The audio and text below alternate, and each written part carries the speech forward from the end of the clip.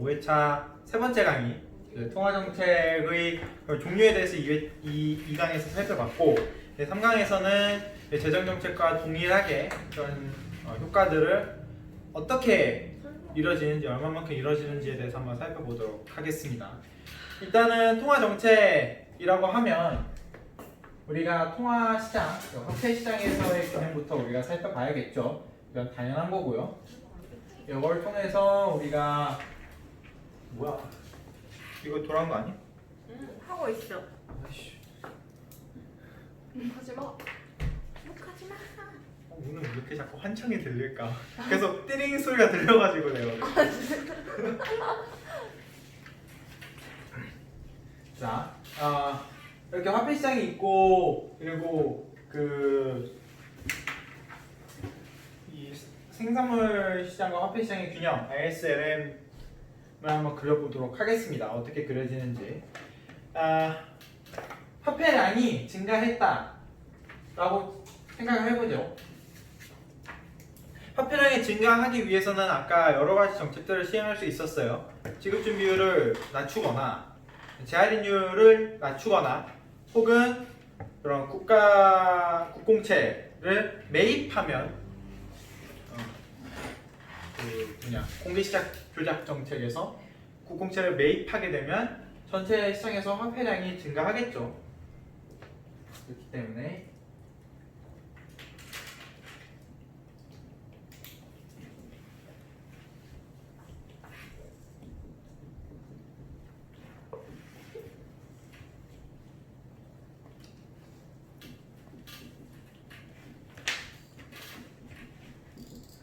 이런 식으로 이루어질 거고요. 그러면 지금 보면 알겠지만 이자율이 떨어지겠죠. 자, 그렇게 됐을 때 당연히 ISLM 평면에서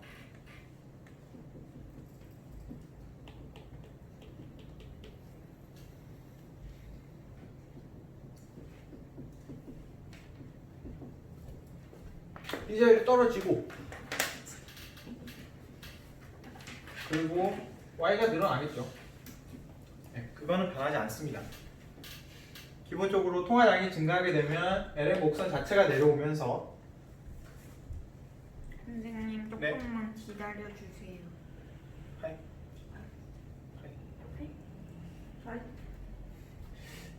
자, 일단은 여기까지만 그릴게요. 아까 재정정책과 동일하게 가격이 변하는 거는 좀 이따 ADAS 곡선까지 갔을 때 그려보도록 하겠습니다. 단기에 당연히 가격이 올라가요. 보면은 올라가게 되어 있어요.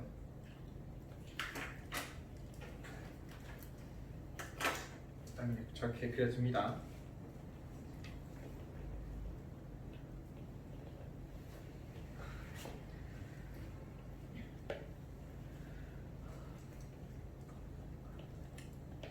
됐나요?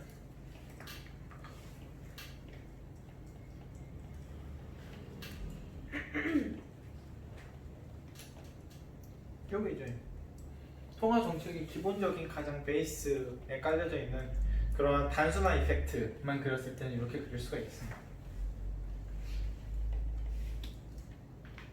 특별히 설명할 게 없네요. 실제로 이런 거에 대해서 우리가 지난 3회차 때 LM 곡선을 도출하면서 LM 곡선의 기울기 결정 요인과 위치 결정 요인을 했었을 때 위치 결정 요인 중에 하나였죠. M이 증가하는 게 LM 곡선 자체의 위치를 결정하더라. 그런 것과 이제 일맥상통하는 그런 얘기입니다. 이 얘기가 같은 이자율 하에서 통화량이 증가돼가지고 Y가 늘어나게 되는, 그래서 LM이 하방으로 떨어지게 됩니다. 정확하게 같은 YI에서 이자율이 떨어지게 되는 거죠.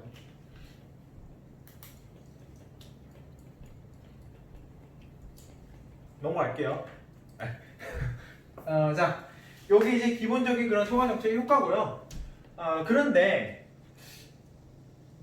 우리가 양적 완화를 살펴봐야 되는데, 양적 완화라는 개념을 찾아가기 위해서 왜 양적 완화라는 걸 사용할 수밖에 없었느냐라고 했었을 때 제가 아까 3저 현상을 얘기를 했었죠.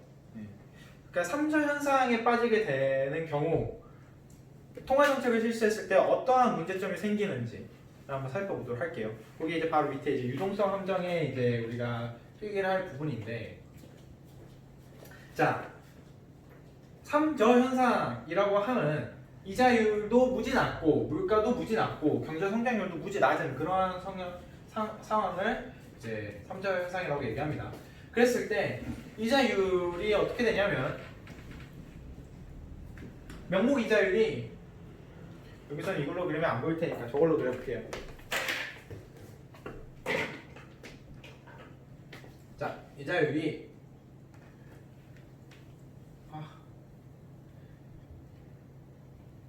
자, 이런 식으로 이루어지는 거예요. 이자율이 진짜 실질 이자율이 0에 다다르는 그러한 경우 S를 일컬어서 이제 3차 현상의 일부라고 표현할 수 있는 거죠. 이자율이 되게 낮은 그러한 상황. 자, 이러한 상황에서 한번 우리가 정책을 한번 분석을 해볼까요? 이자율이 거의 0%에 다달라요. 다다르는데 통화량을 늘렸다고 칩시다.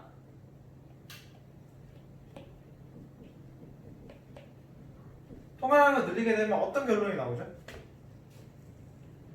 실질 이자율이 떨어져요? 거의 안 떨어지죠. 네. 왜냐면 이미 실질 이자율입니다. 명목 이자율이 거의 안 떨어지죠. 왜냐면 이미 명목 이자율은 0%대에 해당하고 있기 때문에. 아니, 이미 이자율이 여긴데 떨어져봤자 0%죠. 실질 이자. 아니, 제가 아까 말씀드렸던 것처럼 명목 이자율은 0% 미만으로 떨어질 수가 없어요. 왜? 명목 이자율이 0%보다 낮다. 마이너스 금리라는 건 어떤 의미냐면은 돈을 빌릴 때 돈을 더 보태준다는 뜻이 되니까요. 이자를 갚으라는 게 아니라 돈을 더 보태주면서 돈을 빌려준다는 거예요.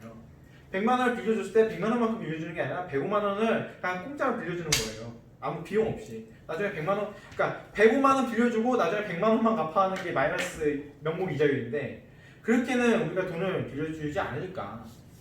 네. 그러니까 마이너스 명목 이자율은 불가능하고 그렇기 때문에 명목 이자율이 사실상 0에 수렴하고 있다면 그때 통화 정책을 실시했을 때는 효과가 거의 없죠. 이자율이 거의 안 내려가니까. 그랬을 때 ISLM을 우리가 그려보자면 LM 곡선도 그려볼게요. LM 곡선이 이렇게 올라가게 되죠. 자, 그리고 나서 통화량이 늘어나면 LM 곡선이 더 기게 되는 거예요. 더. 왜냐하면 궁극적으로 여기서 요만큼 지금 통화량을 늘렸다는 거는 더 많이 소득이 늘어났다고 가정을 한다면 그랬을 때 여기가 더 많이 늘어나도 똑같이 이자율이 0%에 해당하기 때문에 길 수밖에 없습니다. 여기가 똑같아요. 그러니까 반대로 생각하면 되죠. 여기랑 여기 구간은 IS는 똑같이 이렇게 갈 거고요.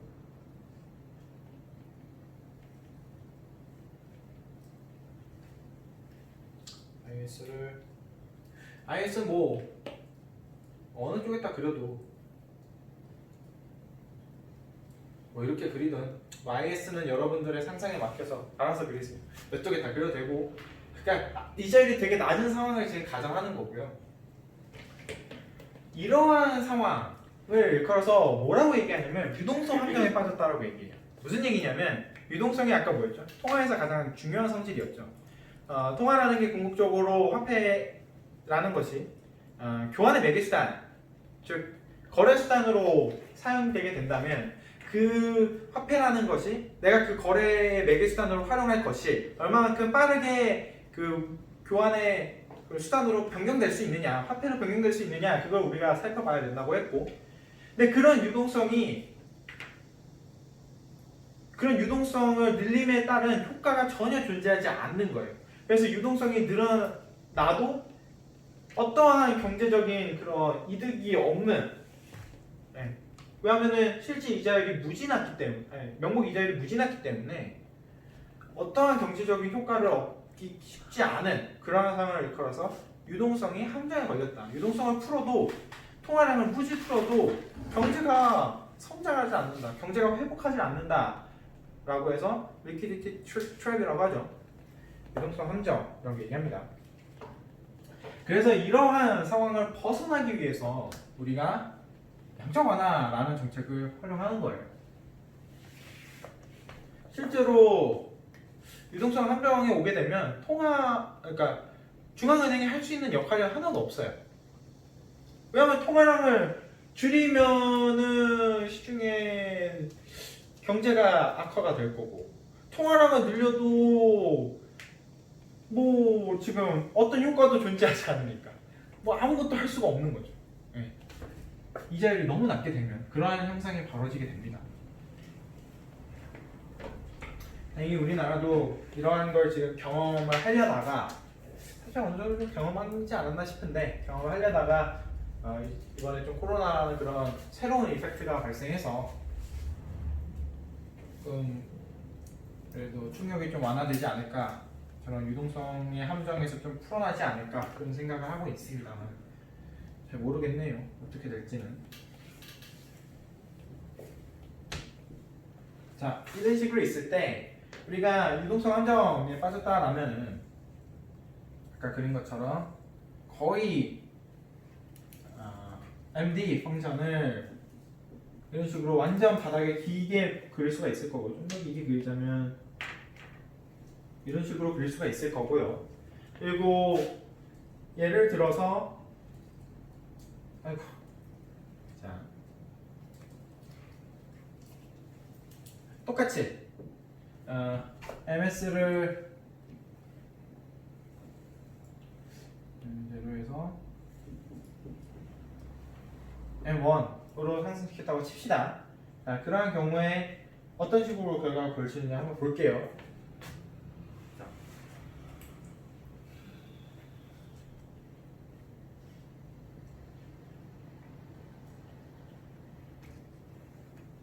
자, 우리가 통화량이 증가되면 LM 곡선이 더 이쪽으로 이동한다고 방금 전에 말씀드렸고요.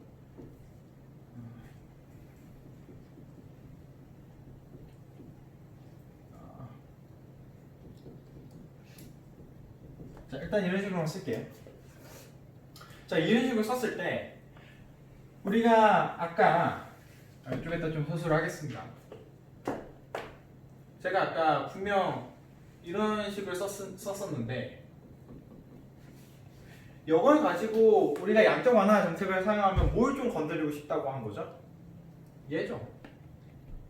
얘는 이미 떨어질 때만큼 0%니까 얘는 거의 지금 더 밑으로 하방으로 때리기가 어렵고, 그렇다면 얘를 무진장 키워서 실질 이자율, 그러니까 사람들이 느끼게 할 수 있는 그 이자율은 마이너스로 만들 수 있지 않아?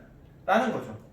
그러니까 물가가 무진장 올라가가지고 실질 이자율이 내가 그거를 훨씬 더 높게끔 만들어주는 그러한 이펙트를 양적 완화에서 이제 달성시키려고 하는 거예요. 자, 그러면 우리가 그거에 대해서 좀 살펴봐야 돼요. 자, IS 곡선에서 우리가 Y는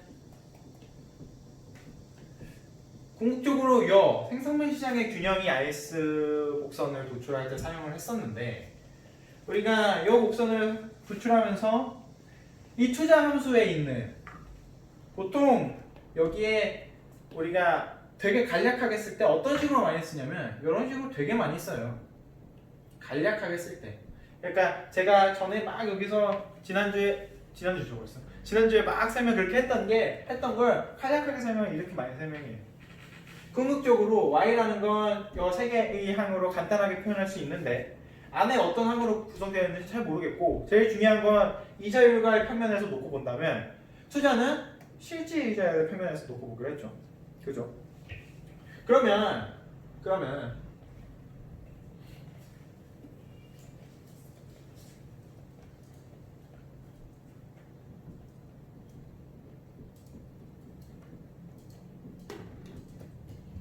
자, 이렇게도 볼 수가 있죠. 그죠? 우리가 이걸 여태까지 다뤄왔어요. 그런데 우리가 어떻게 갔었냐면 여태까지 우리가 분석해온 모델들은 어떻게 간 거냐면 이거를 이렇게 가기로 약속을 한 거죠. 그러니까 편하게 이렇게 가자. 왜냐? 이거를 이렇게 하면 if. 그러니까 가정을 저렇게 해놓고 우리가 사용을 했던 거고 여 모델 같은 경우에는 그래서 우리가 LM하고 되게 편하게 만나게 했던 건데 만약에 이게 0이 아니고 어떤 상수라면 그러면 좀 얘기가 좀 달라지겠죠. 이 모형에서. 그죠?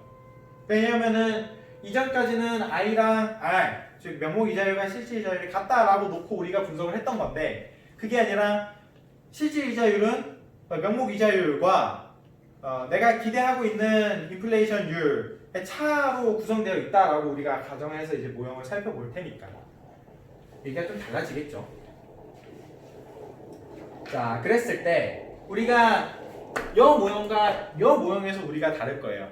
즉 우리가 ISL은 평면을 이 실질소득과 명목 이자율의 평면으로 놓고 보기로 약속을 했고 그랬을 때 만약에 이 파이 익스펙테이션이 0이 아니라면 여기서는 파이 익스펙테이션이 내생 변수인가요? 외생 변수인가요?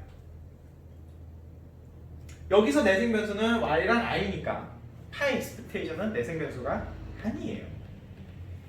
이거에 대해서는 이해가 되죠? 만약에 이거를 우리가 실질 이자율 평면으로 그린다면 파이 익스펙테이션 내생 변수죠. 왜냐면 r은 i 마이너스 파이 익스펙테이션이니까 내생 변수가 될 텐데 왜냐면 r을 결정하기 위해서 파이 익스펙테이션 결정이 돼야 되고 파이 익스펙테이션이 변하면 r이 변동이 될 테니까. 그런데 이 모형에서는 지금 r이 결정이 되는 게 아니라 i가 결정이 되는 게 중요한 거고 일단은. 근데 i랑 파이 익스펙테이션 따로 움직이는 거예요 지금. 그죠? 따로따로 놀잖아요 지금 식에서 항의 다른 항으로 구성되어 있으니까. 그렇기 때문에 파이 익스펙테이션이 변화하면 IS 곡선 자체에서 외생 변수가 변하는 거기 때문에 곡선 자체가 움직이겠죠. 이해됐나요? 이거는. 자, 그랬을 때 우리가 지금 이 정책, 즉 양적 완화라는 정책을 하기 위해 한다는 건 뭐냐면 머니 서플라이를 무진장 높여가지고 파이를 무진장 높이는, 그래서 파이 익스펙테이션도 무진장 높이는 그러한 정책을 시행하는 거예요. 그러면 이 내 실질 이자율 자체를 마이너스 음으로 가져가려는 정책을 이제 통화 정책인 건데, 자 그랬을 때 요것만 놓고 보면 효과가 있어요 없어요? 투자가 늘어나요? 늘어나죠. 왜? 그러니까 명목 이자율은 이제 더 이상 떨어질 게 없어서 못 낮춘다면 이제 얘를 무진장 높여가지고 얘를 낮출 수 있지 않냐. 그러면 투자가 그러면 내가 지금 실질적으로 따져보니까 지금 빚을 내서 투자하는 게 오히려 나한테 수익이 나는데? 실질적으로는? 그러면 투자를 해야지 라고 생각이 드는 거예요. 나한테 별로 비용이 안 드는데? 비용이 적게 드는데 이전보다? 왜냐? 이 실질 이자율이 내려갔으니까. 근데 투자는 궁극적으로 실질 이자율의 함수로 구성되어 있으니까. 우리가 이전까지 논의했던 거는 이렇게 해서 우리가 논의를 했던 거고 정확하게 논의를 하자면 이 펑션에서 논의를 해야 되는 거니까. 자, 그렇기 때문에 지금 궁극적으로 IS가 파이 익스펙테이션이 궁극적으로 낮아지면서 어떤 효과를 가져오죠? 파이 익스펙테이션이 낮아졌어요. 이거 써야 되나?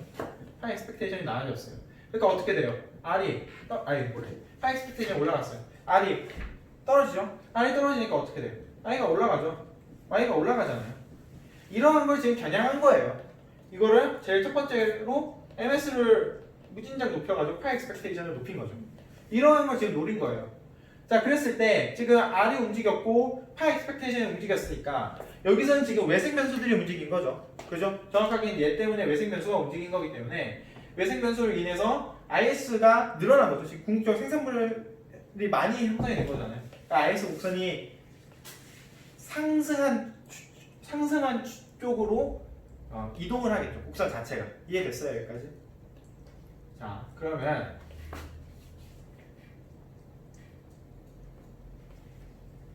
IS 곡선이 이런 식으로 발생하겠죠. 자, 여기서 뭐 때문에 발생한 거라고요? 얘가 변해서 변한 거예요. 얘는 지금 IS가 움직인 건, 그러니까 얘가 변해서 얘의 효과가 발생했고, 그래서 Y가 늘어나서 IS가 이제 우측으로 이동하게 된 겁니다.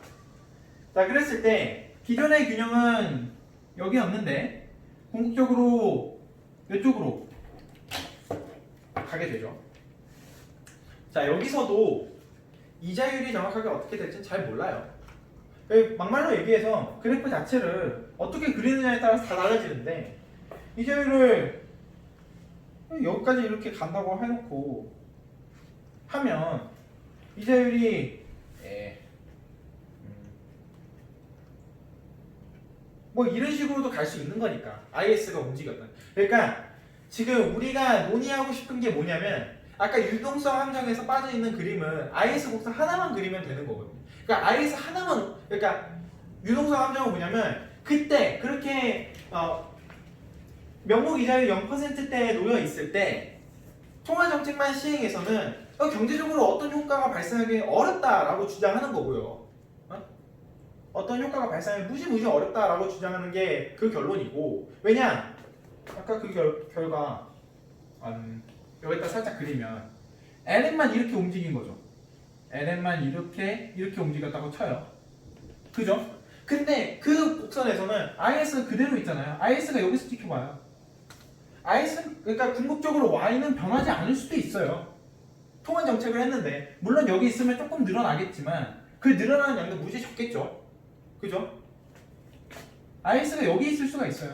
여기 결정되면 이자율은 0%대 통화 정책을 시행해봤자 유동성 함정으로 인해서 Y는 그냥 고정이, 그런 상황도 배제하기는 어려워요.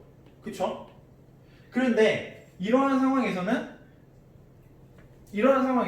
이 파이 익스펙테이션을 노려가지고, 즉 MS를 무진장 높여가지고 파이 익스펙테이션을 변화시킬 수 있더라면 IS 곡선 자체로 움직일 수 있기 때문에 뭐가 됐든 Y가 늘어나니까 어떻게 되든 간에 이 구간에 있든, 그러니까 얘네들이 IS가 이렇게 지나든 이쪽에서 이렇게 지나든 일단 Y가 늘어나는 건 팩트니까, 그래서 양적 완화라는 정책을 활용해서 우리가 실질적으로 이렇게 유동성 함정에 빠져있는 국가들에서 통화 정책을 통해서 Y를 증대시킬 수 있지 않냐라고 주장을 하는 겁니다. 이해됐나요? 여기까지? 이러한 정책을 이제 비전통적 통화 정책이지만 사실상 지금의 약간 국룰이 아닌가. 국가 경제 위기가 빠지면 양쪽 완화 해야 되는 거 아니야? 그런 게 지금 되게 대세론이죠, 요즘은. 근데 좀 위험하지 않아요? 네, 되게 위험하죠. 왜냐하면은 아니 저렇게 했는데 알이 안 떨어지면 어떡해? 그럴 수도 있어요? R은 떨어져요, 무조건. R은 떨어지는데 그거죠. 여 함수에서 되게 둔감한 사람일 수도 있죠. R 자체가. 근데 네. 물가가 안 좋은데 네. 투자를 하려고 하는 기업이 있어요? 그러니까- 단순히 저것만 보고? 그러니까 물가가 안 좋다라는 건 역으로 말해서 내가 그 기업 입장에서도 현금으로 보유해 놓을 이유가 없어요. 다 실물 자산으로 투자를 해놔야 되는 거예요. 이거는 이제 우리 인플레이션 할 때 또 나오겠지만, 인플레이션이 발생하면 현금, 그러니까 이 화폐 자산으로 보유하고 있는 사람들은 손해가 나요, 오히려. 실물 자산으로 들고 있는 게 훨씬 더 이득이거든요. 왜냐하면 실물 자산은 화폐 가치, 인플레이션이 반영됨에 따라서 가격이 같이 올라가는데, 화폐 자산 같은 경우에는 인플레이션과 별도로 그냥 가만히 원래 가치가 보존되어 있거나, 아니면은 그러니까 원래 그 가격 그대로 가져가거나 그럴 가능성이 훨씬 더 높기 때문에 투자해야죠. 투자하는 게 훨씬 이득이니까. 인플레이션이 발생하면 어떤 느낌인지 알겠죠? 네. 그렇기 때문에 물가가 올라도 물가가 오르기 때문에 실질 이자율은 나한테 오히려 더 음으로 떨어지기 때문에 투자의 유인 자체는 생겨요. 숫자의 유인 자체는 실물 자산으로 바꿔야 되기 때문에. 근데 방금 전에 지적한 그런 부분이 이 양적 완화의 최대 맹점이에요. 그런데 그걸 너무 걱정을 할 이유가 없는 게 왜냐면 실제 미국에서 이 지난 이제 금융 위기 때문에 이 양적 완화 정책을 시행했었는데 양적 완화 정책을 시행했음에도 불구하고 물가 상승률이 2%를 채 넘지 못했던 것 같은데 3%를 채 넘지 못했던 것 같아요. 진짜 높아야 2.7%도 못 올라갔던 것 같아요. 물가 상승률이. 왜냐하면 그만큼 저성장, 그만큼 저금리, 그만큼 저물가였기 때문에 물가 자체가 너무 낮아서 예, 올려도 뭐 5%도 못 올라갔던 것 같아요. 제가 기억하기로는 뭐 정확한 수치는 아니지만 예 그런 것 같아요. 그렇기 때문에 이게 무슨 그러니까 이건 좀 여담이지만 유동성 함정은 어떤 국가에서 모든 국가에서 다 걸리는 건 아니에요. 선진국 아까 말했던 3저 현상이 오는 그런 국가들 저성장 그 다음에 저물가 그 다음에 저금리 이게 무엇을 의미하는 거냐면 이미 경제가 성장할 만큼 성장해서 더 이상 어떤 추가적인 이펙트 어떤 추가적인 그런 쇼크 같은 게 없으면 급격하게 성장하기는 드라마틱하게 성장하기는 어려운 국가들이 유동성 함정에 빠지고 그런 국가들이 왜냐하면 그런 국가들은 이미 경제 성장을 해오면서 많은 통화 정책을 사용하면서 통화량이 시중에 많이 퍼져 있는 상태이기 때문에 그런 국가에서 사용하면은 괜찮은 그런 정책이 이제 양적 완화라는 거고 근데 양적 완화도 방금 전에 지적한 것처럼 물가가 궁극적으로 핵심이기 때문에 물가가 엄청나게 반영되게 된다면 좀 골치 아픈 그런 결과를 낳을 수도 있죠. 그러니까 그거를 이제 따져서 해야 되는 게 이제 정책 위반자들을 해야 되는 몫인 거고 우리는 여러 효과들이 있다 정도만 우리는 알면 될 것 같아요. 자, 일단은 이렇게 해서 통화 정책의 종류에 대해서 살펴봤고 유동성 함정이 뭐고 그다음에 양적 완화라는 정책이 뭔지까지 우리가 살펴봤습니다. 이렇게 해서 5일차 3강 여기서 마무리를 짓고 5일차 4강에서 이제 케인지언이랑 통화주의 학파의 그런 상대적 유효성 그 다음에 ADAS에서 모형에서 우리가 논의를 또 해야 되고요. 그리고 마지막에 통화 정책 금융 정책에서는 우리가 한 가지 더 살펴봐야 되는 게 화해 익스펙테이션에 관련해서 합리적 기대를 얼마만큼 하느냐 그래서 해서 실효성이 있느냐 없느냐까지 우리가 살펴봐야 됩니다. 한 단계 더 들어가서 그렇게 해서 우리가 다음 강에서 살펴보도록 하고요. 이번 강의 여기서 마치도록 하죠.